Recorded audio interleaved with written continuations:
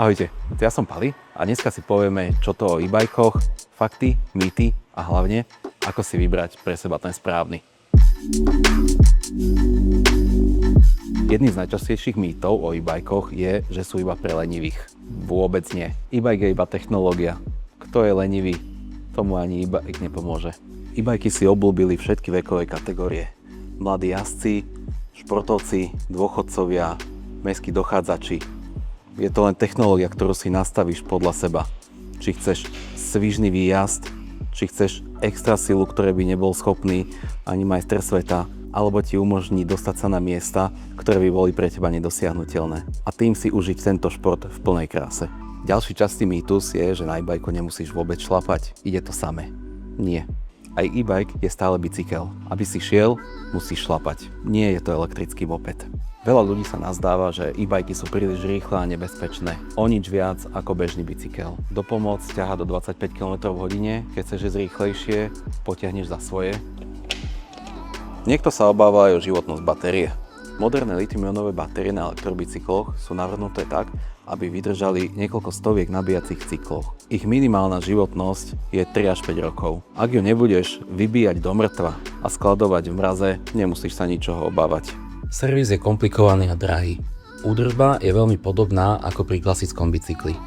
Elektrické komponenty nevyžadujú častý servis. E-bajky sa od klasického servisu líšia napríklad aktualizáciou systému, aby všetko hladko fungovalo. Ale inak konštrukcia bicykla je takmer totožná s tým bez motora.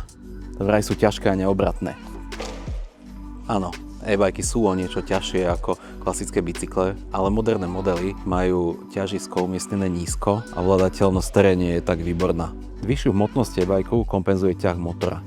Vďaka asistencii ide pri každom zašľapnutí do pedálov o mnoho viac sily. V posledných rokoch v obľúbe rastú aj ľahké e-bajky, ktoré majú slabší výkon motora, menšiu batériu, ale aj ich váha je už veľmi príbuzná bežným bicyklom. Nemôžem na ňom jazdiť v daždi alebo v zime. E-bajky sú vo všeobecnosti odolné voči vode a vlhkosti. Hádzať do bazéna ti ho neodporúčam, má to svoje limity, môžeš ho normálne umývať a kľudne na ňom aj zmoknúť. A prosím, neumývaj ho tlakovým čističom na auta, ani žiaden iný bicykel. Obavy z nízkeho dojazdu. To, aký reálny dojazd má e-bike, závisí len od nastavenia jazdca. Či chceš veľmi intenzívny, rýchly výšľap na hodinku, alebo v kľudnom tempe na celý deň. Okrem zvoleného režimu asistencie má na dojazd extrémny vplyv aj váha jazdca.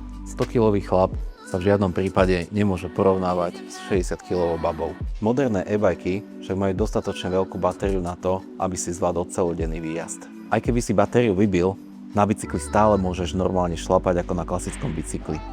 Kamarát vravel, že na e-bajku kondičku nenaberiem. To, ako sa na e-bajku namakáš, závisí len od teba. Keď máš chuť, môžeš na vrchol kopca vytiahnuť aj za svoje. Ale ak si nechceš siahnuť na dno svojich síl už na prvom kopci, vďaka motoru môžeš jazdiť oveľa dlhšie a dostať sa vyššie. Ak máš ďalšie otázky k e-bajkom, alebo si chceš vybrať ten svoj, zastav sa u nás v grounde.